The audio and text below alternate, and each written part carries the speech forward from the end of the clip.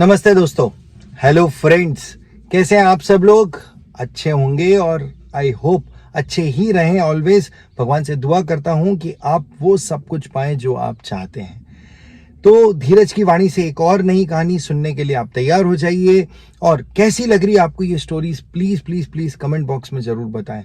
कोशिश करें, हो सके आपसे तो शेयर करें, जितना ज्यादा मुझे अच्छा लगेगा। हाँ जी, तो ये एक स्टोरी है एक बच्चे की जो काफी सालों से किसी एग्जाम की तैयारी कर रहा था। बच्चा क्या था, काफी बड़ा लड़का था, तैयारी कर रहा था, लेकिन वो बार बार फेल हो रहा था। काफी मेहनत भी करता था वो, लेकिन फिर भी उसको डिजायर्ड रिजल्ट्स नहीं मिल रहे थे। तो वो उसने एक बार अपने एक पुराने टीचर से जाकर पूछा, जिनसे वो काफी क्लोज्ड था, अटैच था, कि सर मैंने बहुत तैयारी कर ली इस एग्जाम की, लेकिन फिर भी मैं सक्सेसफुल नहीं हो पा रहा हूँ।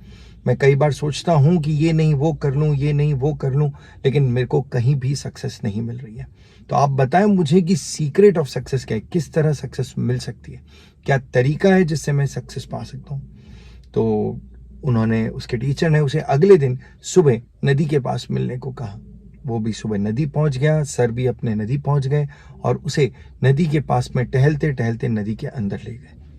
थोड़ा थोड़ा अंदर जाने लगे, पानी पैरों तक आया, घुटनों तक पहुंचा, कमर तक पहुंचा, गले तक पहुंचा, मुंह तक पहुंच गया, अब बस नाक तक पहुंचने वाला था पानी।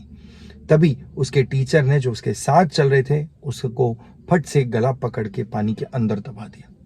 पानी के अंदर दबाया तो वो छटपटाने लगा। छटपटाने की कोशिश में उसने फिर उठने की कोशिश की। जैसे वो उठने की कोशिश करने लगा, उसके टीचर ने और उसे नीचे दबा दिया। उसने ये देखा कि कई मछलियां उसके पैरों के बीच में से निकल रही है। और उसी दौरान जब उसे सांस आनी बंद होने लग गई, तो उसने बहुत झटके से अपने आप को बाहर निकालने की कोशिश की। और तभी उसके टीचर ने, उसके गुरु ने उसे खींच के बाहर निकाल दिया उसके। और उसने बाहर निकलकर एक लंबी सांस ली और अपने आप को सेटल करने की कोशिश की। तो वो फट से बोला, सर अभी मैं मर जाता ऐसे तो। ये तो ठीक है, मैं बाहर निकल गया, आप मुझे मारने के लिए लाए थे क्या यहाँ पे? तो इसके टीचर बोले कि अगर मैं तुम्हें मारने के लिए यहाँ लाया होता तो मैं तुम्हें बाहर नहीं निकालता मेरे बच्चे। तो फिर वो चुप हो गया। फिर उससे पूछा गया कि जब तुम पानी के अंदर थे तो तुम्हें सबसे ज्यादा किस चीज के लिए फड़फड़ा रहे थे? कि सर मुझे सांस नहीं आ रही थी, मुझे हवा चाहिए थी, वरना मैं मर जाता। कि यही तुम्हारे सक्सेस का सीक्रेट है। जिस तरह तुम पानी के अंदर हवा के लिए फड़फड़ा रहे थे, तड़प रहे थे, छटपटा रहे थे, जब तक तुम अपने लक्ष्य के लिए उतना छटपटाओगे नहीं, फड़फड़ाओगे नहीं, तब तक तुम्हें वो सक्सेस नहीं मिलेगी।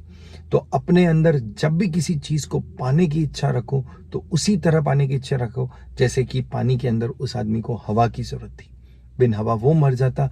तो वैसे ही आप भी सोचिए कि जब तक आपको लक्ष्य हासिल नहीं होगा, ये लक्ष्य आपके लिए उस ऑक्सीजन की तरह है, उस पानी के लिए तरह है।